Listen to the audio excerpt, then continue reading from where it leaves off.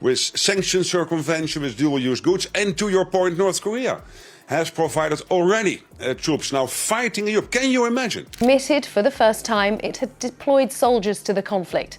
It said it helped, in its words, to liberate the Russian region of Kursk. How do 55 tanks, 40 armored carriers, and 700 soldiers vanish into chaos in just one morning? North Korea launched what was supposed to be a defining strike in Ukraine. Instead, Western satellites recorded their column breaking apart in fire and confusion. The question isn't just how Ukraine stopped them, it's how meticulous engineering, sensors, and timing erased the advantage of massed armor. President Putin said Russia would never forget the North Koreans who lost their lives paying tribute to what he called their heroism. This isn't a story of numbers or firepower. It's a story of how a battlefield became a weapon and how one miscalculation doomed an entire assault. Let's break down where it all unraveled. Before we move on, I would like you to subscribe to the channel and like the video.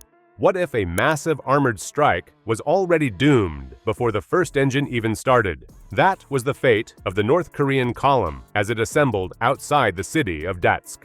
Western intelligence had been reading the battlefield long before treads chewed into the asphalt.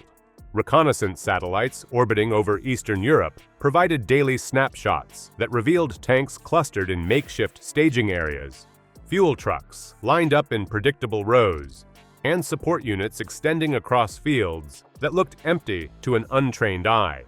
Commercial satellites, available to anyone with the funds to purchase imagery, confirmed the same builds over consecutive days.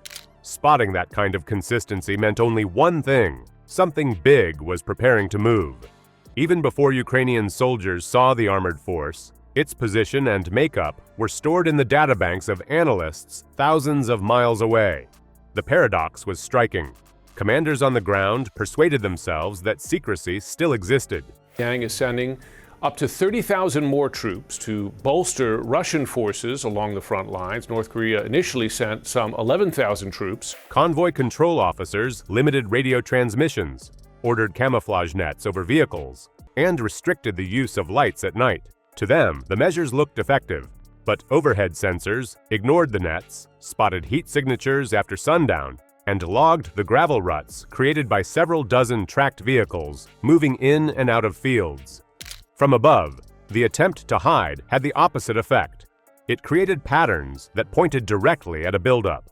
So while officers prepared their men for a sudden thrust, those movements instead fed into a larger network that marked every step. A war in Europe going on where North Koreans are helping the Russians to fight that war, and indeed this report that these numbers could increase. Their chosen route aimed to exploit geography around the Kolmus River. Crossing along its western bank offered hard ground during late summer, making it possible to move heavy armor without bogging down. The plan was built on speed. Push the tanks across quickly, hit Ukrainian lines before defenders could respond, and vault toward Krematsk and Sloviansk. These urban centers were more than just names on a map.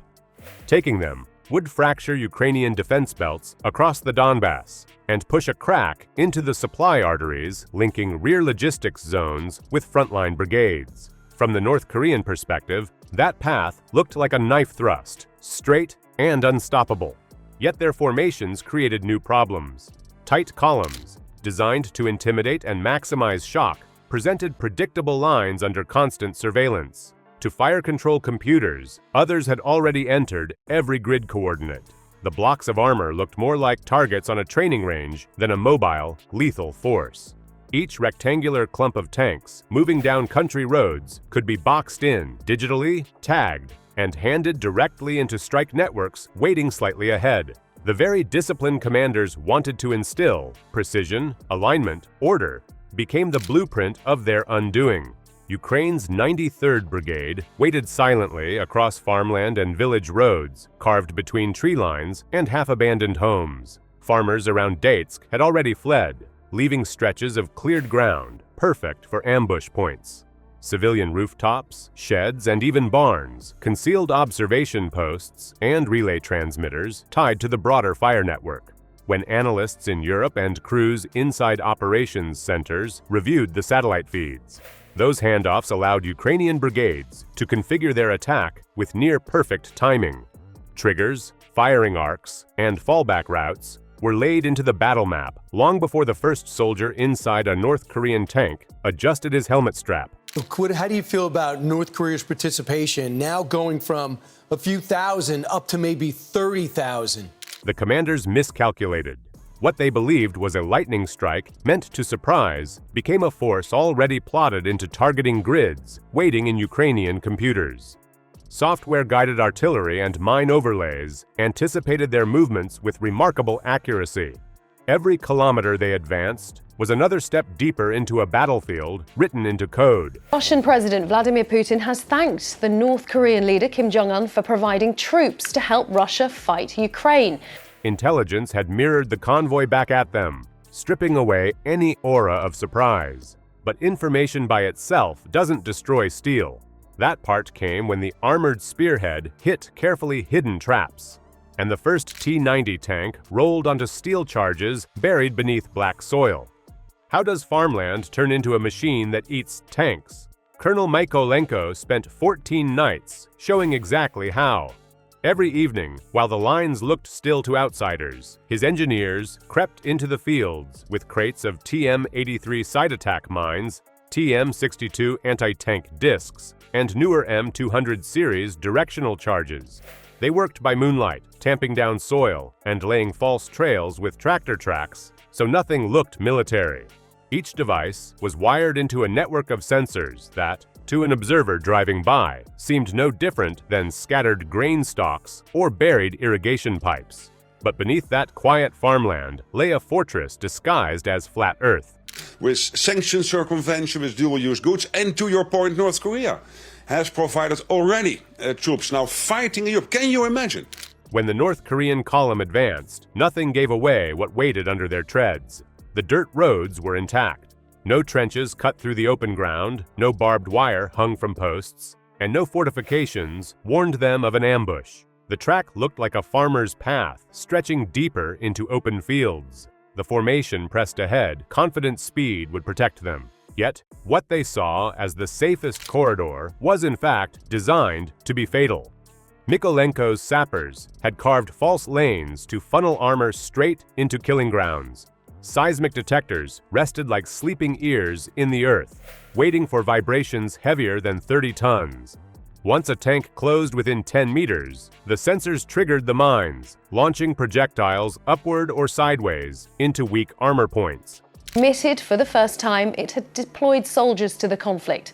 It said it helped, in its words, to liberate the Russian region of Kursk. The first blast came from a TM-83 embedded beside a berm. Its warhead punched sideways into the track of a lead T-90, igniting fuel and flipping sections of skirt armor into the grass.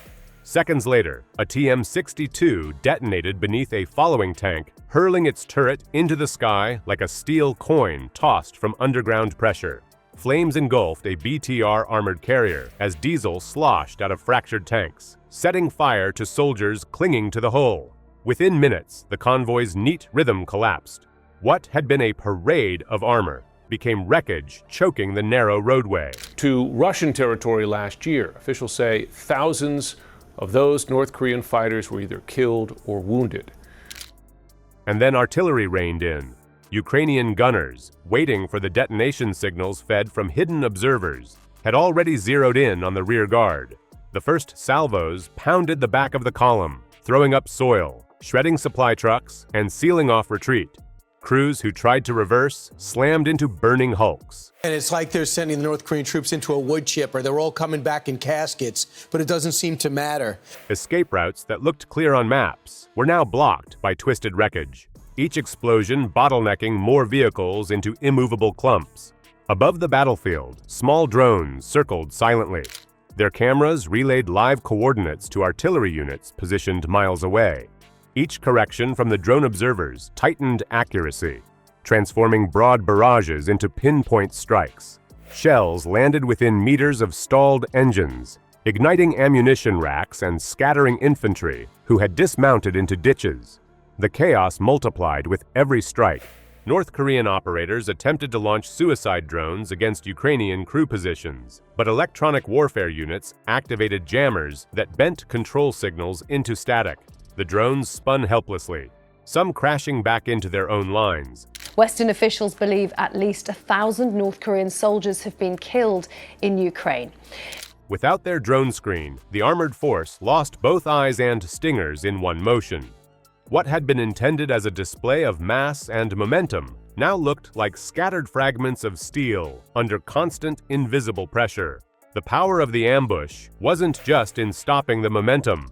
It shattered the illusion of armor as a wall of iron.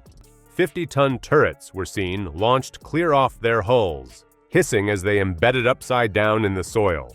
Infantry, who had advanced, tucked into drainage canals, with no cover overhead, pinned in place. The battlefield itself devoured the assault. Every hectare turned into part of a trap.